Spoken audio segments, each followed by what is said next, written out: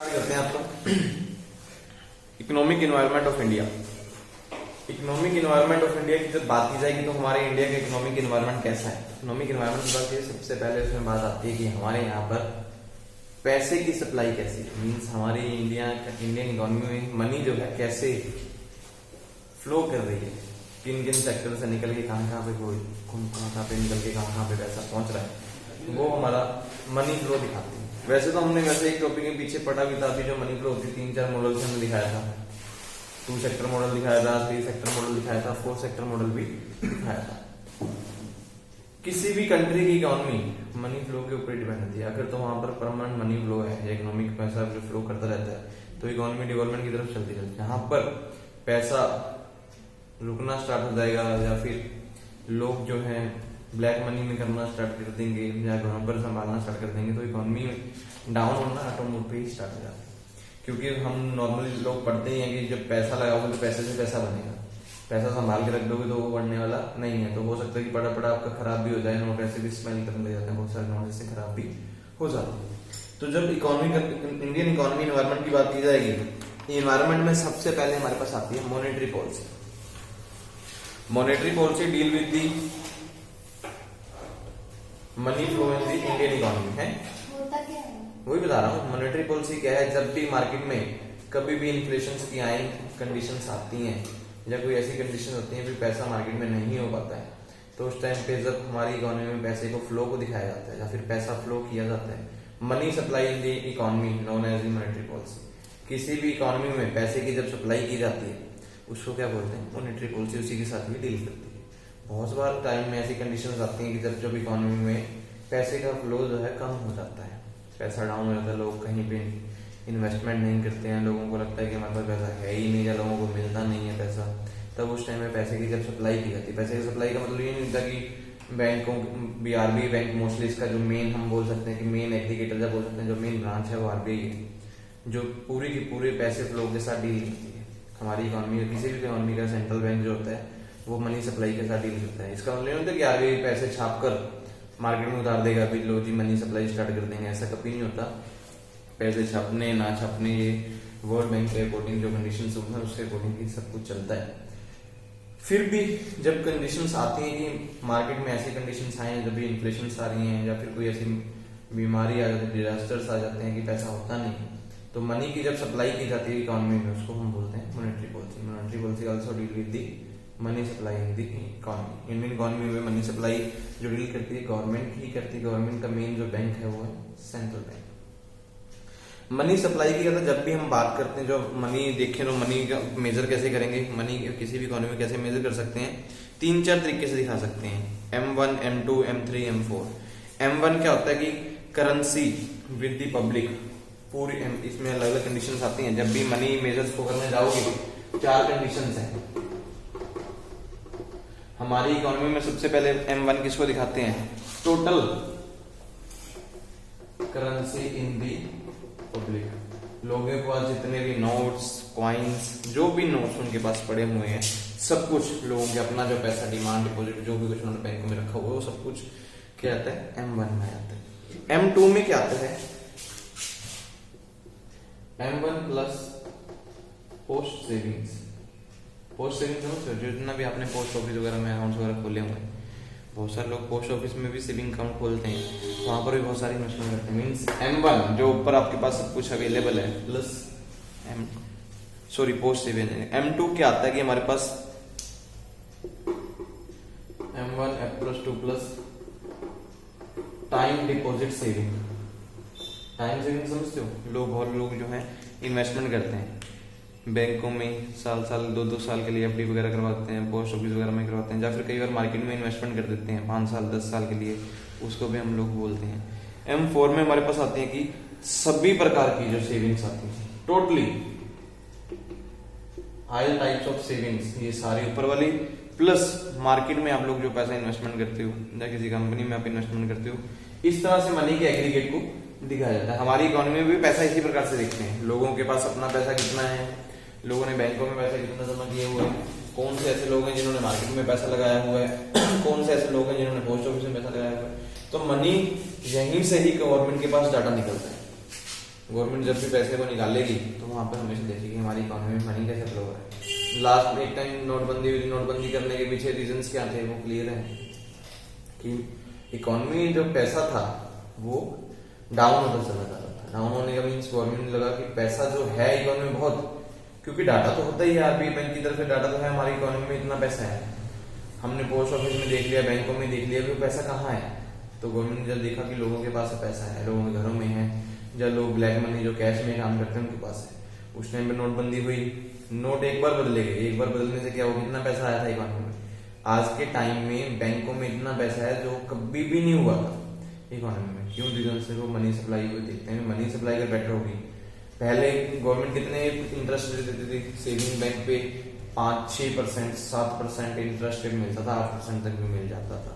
FD करवाते थे 9%, 9.5%, क्योंकि इकोनॉमी में पैसा नहीं था। गवर्नमेंट बहुत सारी स्कीम लगाती थी कि हम इतना परसेंट आपको ब्याज देंगे, इकोनॉमी में पैसा लेके आओ। एक्चुअल में गवर्नमेंट देखना थी, लोग नहीं सुधरे हुए, वो चीज चलती तो नोटबंदी कर दी गई। नोटबंदी करने से क्या हुआ कि लोगों ने घरों से पैसा निकाले, थैले भर भर के लेके आए लोग, बहुत सारी कंपनी वालों ने पैसा निकाला जो बिजनेस करते थे। आज के टाइम में बैंकों में इतना पैसा, आप लोग कभी देख लो बैंकों में सेविंग रेट कम हो रखे हैं। नॉर्मल सेविंग अकाउंट खुलवा लो 3%, 4% लगभग ब्याज रेट मिलता है। एफडी वगैरह करवा लो 5-8%, जो पहले 9% थे। क्योंकि जब पैसा हमारी इकोनॉमी में आ गया तो गवर्नमेंट को लगता है कि पैसा फ्लो हो रहा है, इकोनॉमी अच्छी चल रही है, अपने आप इकोनॉमी आगे डेवलप होती चली जाएगी। तो रीजंस कुछ भी चलते हैं तो ऐसे मनी की सप्लाई करवाते रहते हैं। बाहर की कंट्री में मोस्टली टाइम के अकॉर्डिंग ही होती रहती है, जैसे नोटबंदी पूरे साल में एक बार भी कर देते हैं, एक बार साल में 2-2 बार भी कर देते हैं। उनका रीजन ये होता है कि लोग अपने घरों में पैसा ना रखें, पैसा रख रहे हैं तो वो मार्केट में होना चाहिए। मोस्टली अंग्रेज लोग तो ऐसे ही करते हैं, 5 दिन कमाते हैं, 2 दिन उड़ाते हैं। लेकिन जो हमारे इंडियन लोग हैं जो संभालना स्टार्ट कर देते हैं तो वहां पर भी चलती रहती है टाइम पे। वो तो साल में 2-2 साल में कर लेते हैं नोटबंदी, कि पैसा रुकना नहीं चाहिए। इकोनॉमी में जितना फ्लो होगा वो इकोनॉमी उतनी ज्यादा डेवलप करेगी, जितना फ्लो कम होगा इकोनॉमी उतनी ज्यादा डाउन होती चली जाएगी। तो मनी सप्लाई में सबसे पहले देखा उन्होंने फैक्टर अफेक्टिंग दी मॉनेटरी पॉलिसी, जो हमारी इकोनॉमी में मॉनेटरी पॉलिसी है, मनी सप्लाई वाली जो पॉलिसी है, इसको कौन कौन से फैक्टर जो है अफेक्ट करते हैं।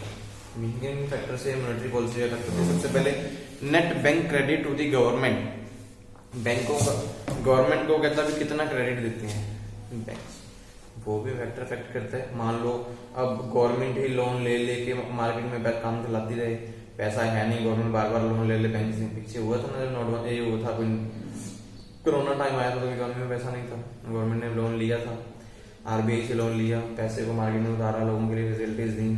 तो ये फैक्टर हमेशा अप्लाई करता है। जब बार बार किसी भी कंट्री की गवर्नमेंट लोन लेती रहेगी तो क्या होगा, मनी सप्लाई नहीं है, जो वहां पे मॉनेटरी पॉलिसी को डील करना पड़ता है। दूसरा, bank credit to the commercial sector, bank कितना कमर्शियल सेक्टर को क्रेडिट दे रहे हैं।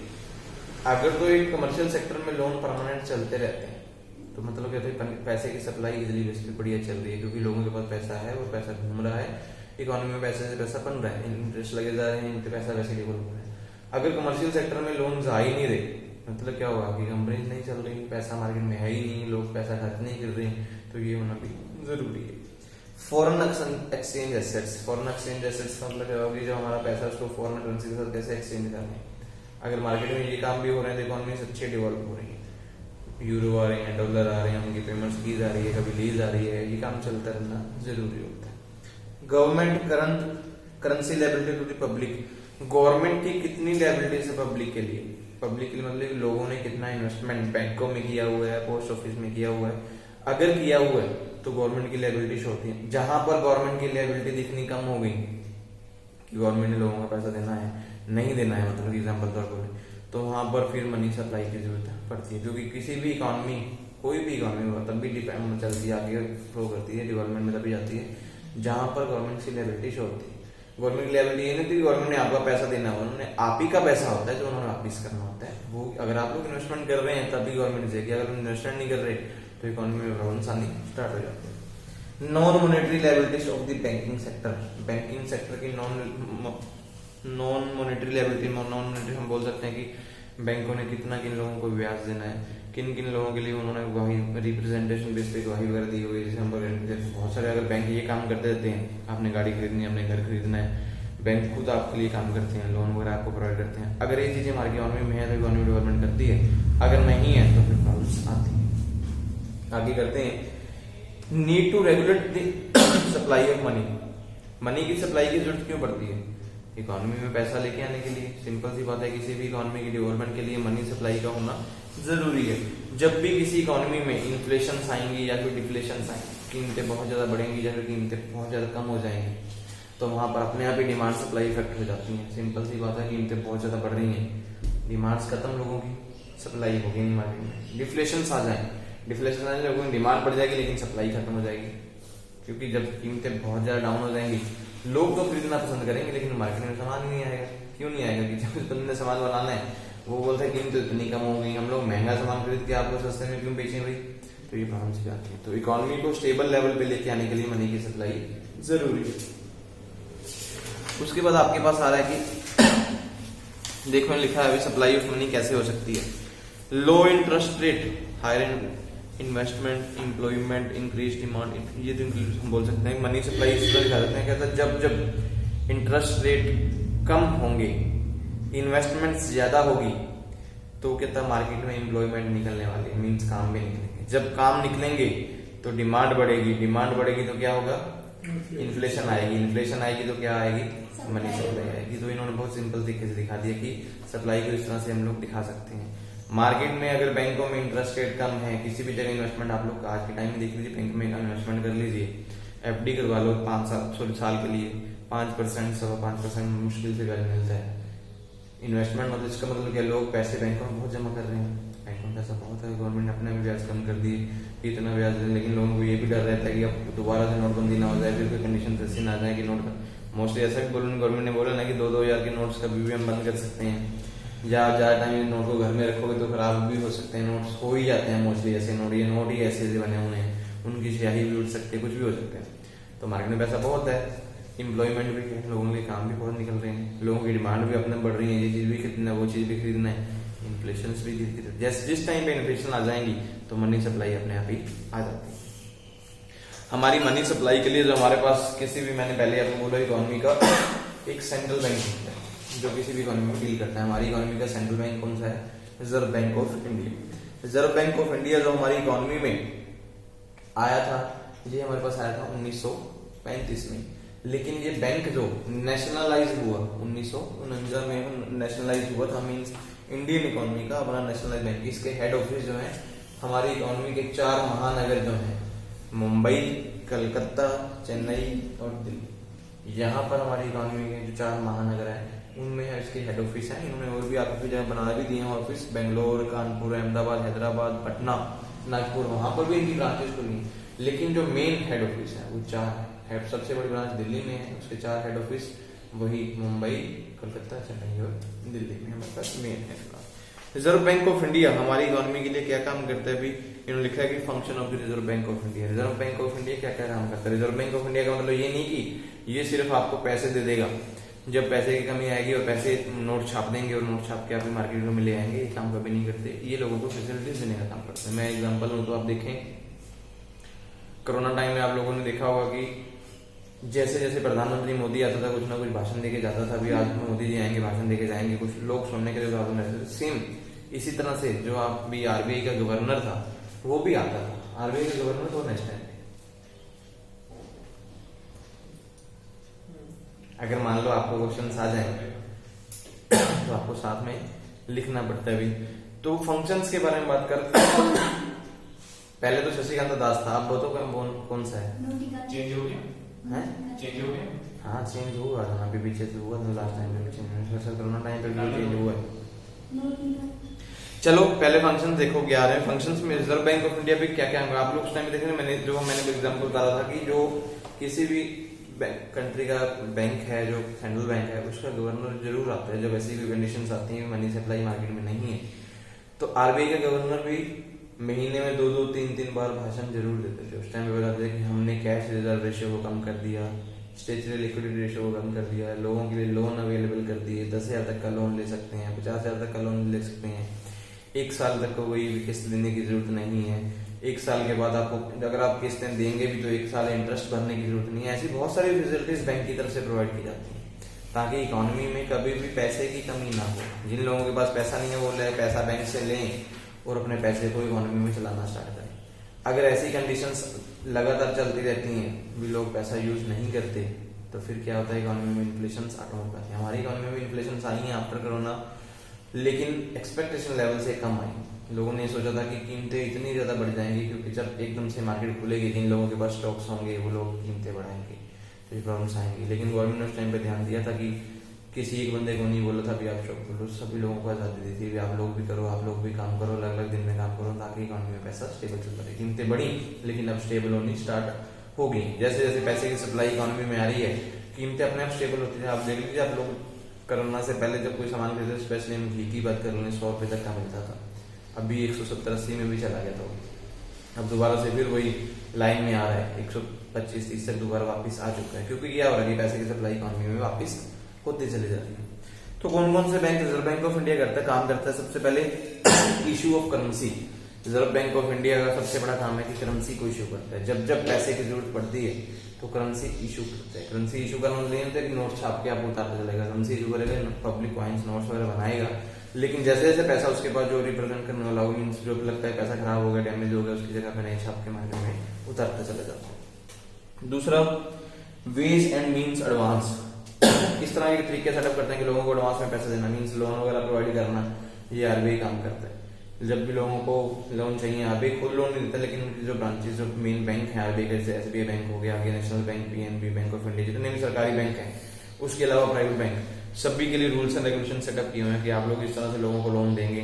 उसके लिए केवी वाली केवाईसी नॉर्म्स हैं, उसको आप सेलेक्ट करेंगे, लोगों के डॉक्यूमेंट्स आपको रखने हैं, उसी बेस पे आप लोन इशू करवाएं। उसके बाद बैंकर्स बैंक का मतलब अगर कोई बैंक है, उनको भी पैसे की जरूरत पड़ती है, तो आरबीआई उनके लिए भी ऑलवेज रेट देता है, क्योंकि किसी भी इकोनॉमी में तब भी फ्लो चलेगा जहां पर बैंक होंगे, इन्वेस्टमेंट होती रहेगी। कई बार ऐसे कंडीशंस भी आती है, बैंकों को भी पैसे की जरूरत पड़ जाती है। मान लो हमारा बैंक है, हमने सभी पैसा लोन में दे दिया, आगे बिजनेस लाने के लिए और पैसा भी चाहिए, सिंपल सी बात है, बिजनेस लोन में पैसा चाहिए, तो बैंकों को कंडीशन है, तो आरबीआई बैंक को भी लोन वगैरह प्रोवाइड करते हैं। उनके लिए शेयर मार्केट में पैसा लगाएगा, जो कुछ भी सेटअप करेगा पैसा प्रोवाइड करेगा। Controller of credit, RBI credit का भी कंट्रोलर है। सभी बैंक्स के लिए नॉर्म्स भी सेटअप करता है कि आप कितने % तक मार्केट में लोन दे सकते हैं, कितना पैसा आपको अपने पास रखना होगा, कितना पैसा आप मार्केट में हमारे पास रखेंगे, ये सब कुछ होता है। इसमें 2-3 ऑप्शन आते हैं, CRR, SLR, ये नॉर्म्स आते हैं, इसके बारे में आगे बात करते हैं। जैसे CRR है कैश रिजर्व रेशियो, बैंकों को अपना पैसा जब भी कोई रजिस्टर्ड होगा, जितनी भी रेशियो रखी होगी 4 से 5% के बीच में चलती है, लगभग ज्यादा क्षेत्र, तो ये उतना पैसा हर एक बैंक को अपने आरबीआई के पास अपने सिक्योरिटी बेस पे रखना पड़ता है। जब जरूरत पड़ेगी तो आरबीआई प्रोवाइड करता है। एसएलआर होता है कि स्टेचुटरी लिक्विडिटी रेशियो, 19 से 20% तक रेशियो रहती है कि सभी बैंक्स अपनी कैपिटल के इतना % ऑलवेज अपने पास रखेंगे। जब भी जरूरत पड़ेगी, वो बैंकों में यही काम तो रहता नहीं उधार में पैसे देने हैं, बैंकों में कभी किसी बंदे पैसे जमा करवाएं या निकलवाने भी आएगा वो, तो आपके पास पैसा होना चाहिए ताकि आप उसको पैसा दे भी सके। तो ये रेशियो मेंटेन करनी पड़ती है।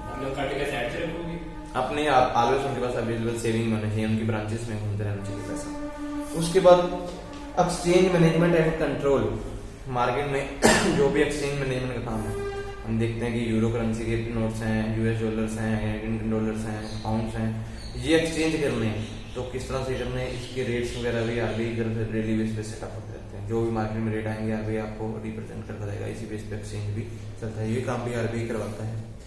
Collection and publication of data, collection and publication data means बैंकों का डाटा कलेक्ट करना, कौन सा बैंक कितने लेवल पे आगे जा रहा है, कितने लेवल पे पीछे हो रहा है, हमारे पास इन्फॉर्मेशन आती है कौन सा बैंक आज के टाइम में टॉप के पे चलता है, सर्वे में आता रहता है, वो डाटा पब्लिक के लिए लेके भी आना, किस बैंक ने कितने लोन दिए हुए हैं, कितना लोन का वापिस आ गया, कितना ऐसा लोन है जो अनपेड कंडीशन में चल रहा है, किन लोगों के लोन माफ कर दिए, किन लोगों के चल रहे हैं, सब कुछ डाटा जो आरबीआई रिप्रेजेंट मार्केट में देता रहता है ताकि सब लोगों को इन्फॉर्मेशन मिलती रहे। सुपरवाइजरी फंक्शन, आरबीआई एक सुपरवाइजरी फंक्शन भी करता है, सभी बैंक के ऊपर सुपरवाइजरी का काम करता है। जो रूल्स एंड रेगुलेशन बैंकों के लिए बनाए गए, क्या उन चीजों को फॉलो कर रहे हैं या नहीं करते, किसी बंदे के साथ धोखाधड़ी हो रही है तो उस धोखाधड़ी को सॉल्व करवाने का काम भी आरबीआई ही करता है। उसके बाद लिखा है कि promoter of financial system, financial system का प्रमोटर का काम भी करता है आरबीआई खुद। आज के टाइम देखोगे, आज के टाइम मार्केट में बहुत सारी ऐड आती है कि आपके सबसे धोखाधड़ी हो तो आप इस तरह से आरबीआई को कंप्लीट कर सकते हैं। आरबीआई खुद बोलता है कि लोन लेने तो इस तरह से लोन भी ले सकते हैं, मुद्रा लोन मिलेगा, जन शक्ति लोन मिलेगा, बहुत सारे संसाधारण लोन मिलेगा, काफी लोन्स के लिए आरबीआई खुद एडवर्टाइजमेंट करता है। किसी ऐसे हीरो को ले लेंगे, जैसे मोस्टली ज्यादातर ये एड्स जो आती हैं अमिताभ बच्चन की तरफ से करवाई जाती है कि आप इस तरह से यूपीआई पेमेंट्स को चलाओ, ये चलाओ, ये फाइनेंशियल सपोर्टिंग सिस्टम है कि आरबीआई खुद मार्केट में एडवर्टाइजमेंट करता है कि इस सिस्टम को आगे लेके आओ, इस तरह से हम लोग आगे बढ़ सकते। उसके बाद मनी मार्केट। मनी मार्केट का मतलब हुआ कि जिन लोगों को पैसे की जरूरत है, प्राइमरी मार्केट, सेकेंडरी मार्केट आती हैं, जो कंपनीज नहीं आई हैं उनको पैसे अपने शेयर दिलवाने हैं, आरबीआई उसमें भी हेल्प करेगा। सेकेंडरी मार्केट जिनके शेयर पहले से बिके दोबारा फिर इशू करवाने हैं, उसमें भी हेल्प करता है आरबीआई। उसके बाद हमारे पास आता है इंडस्ट्री सेक्टर, एग्रीकल्चर सेक्टर में भी काम करता है। ज्यादातर देखेंगे मोस्टली आरबीआई जो आज के टाइम में एग्रीकल्चर सेक्टर के लिए सबसे ज्यादा लोन्स वगैरह इशू करवाते हैं, किसानों के लोन दो। इंडस्ट्री सेक्टर के लिए, एग्रीकल्चर के लिए बैंक खुले हुए हैं, कोऑपरेटिव बैंक आप लोगों ने बहुत सारे सुने होंगे, कोऑपरेटिव सोसाइटीज बहुत सारी खुलती हैं जैसे वेंडो एरिया में, वो आरबीआई की तरफ से चलती हैं। इंडस्ट्री के लिए भी बैंक खुले हुए हैं, कौन कौन से हैं, आईडीबीआई, सिडबी, इसको बोलते हैं इंडस्ट्री डेवलपमेंट बैंक, सिडबी जो है स्मॉल इंडस्ट्री डेवलपमेंट बैंक। ये आरबीआई की तरफ से बैंक और लोन सर्टिफिकेट इशू किए गए हैं ताकि एग्रीकल्चर को डेवलप करने के लिए प्लस इकोनॉमिक जो है इंडस्ट्रीज है उनको डेवलप करने के लिए ये आरबीआई की तरफ से ये काम भी किए जाते हैं। सर वैसे बैंक कितने हैं, मतलब लोकेशन से कितने हैं? लोकेशन में जहाँ मर्जी तो पूरे इंडिया में मिलते हैं, हमारे पंजाब लुधियाना में भी हैं, आपको मिल जाएंगे। आईडीबी बैंक सुना है नाम में, सुना होगा, ऐसा नहीं सुना तो नेट पे सर्च कर लो, सब मिल जाएंगे, हर जगह की ब्रांचेस हैं, ऐसा कुछ नहीं ब्रांचेस। उसके बाद हमारे पास आते हैं कि आरबीआई की क्रेडिट कंट्रोल के भी काम करता है, जैसे हमने पहले फंक्शन करता है, आरबीआई अलग अलग काम करता है, क्रेडिट कंट्रोल के लिए भी काम करता है, उसके लिए हम लोग कल कंप्लीट करते हैं इस टॉपिक को, काफी लेंथ टॉपिक है भी अच्छा। आरबीआई का क्वेश्चन आपको आने ही वाला है, स्पेशली आएगा 10 नंबर का, आपको लिखने होंगे आरबीआई के काम फंक्शन कौन कौन से हैं। क्रेडिट को दो प्रकार की टेक्निक्स होती है वैसे तो, सिंपल से बात करें क्वांटिटेटिव और क्वालिटेटिव, दो टेक्निक्स करते हैं यार, क्वांटिटी बेस पे हो जाएगा, क्वालिटी बेस पे आ जाएगा। इसमें वो पेपर में बुक में आपको सीधा दिया, मैं आपको दोनों तरीके से बता दूंगा कौन कौन सी चीजें कहाँ पे आती हैं, आप इसी तरह से लिख लेना। आरबीआई की क्रेडिट कंट्रोल को टेक्निक्स कौन कौन सी हैं, दो प्रकार की टेक्निक्स हैं, ठीक है, क्वांटिटी बेस पे और क्वालिटेटिव बेस, इसके लिए हम लोग कल बात करते हैं।